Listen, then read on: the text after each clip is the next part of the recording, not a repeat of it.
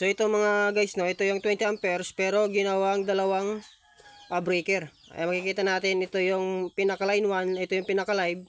So bali nag-jumper dito para masuplayan yung isang breaker. At ngayon ito yung pinaka neutral. Ayan, so ito yung neutral pinagdidikit. Ito yung mga ilaw. Tapos ito naman, no, ito yung line 1 saka yung line 2 para sa dalawang live. Ayan, makikita natin. So bali ito, no, ito yung isa ay breaker ng ilaw at ito yung breaker ng outlet.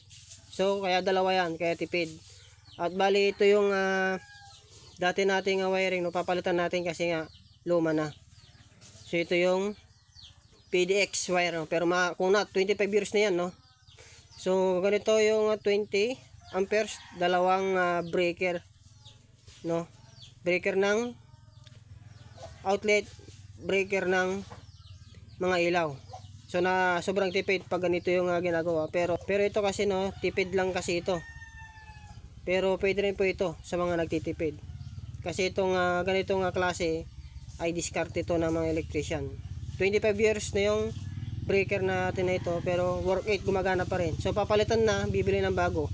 Dahil palalakihin po yung pinaka breaker para makapagsasaksak po tayo dito ng mga refrigerator, mga aircon, ayan. Kaya palalakihin yung breaker.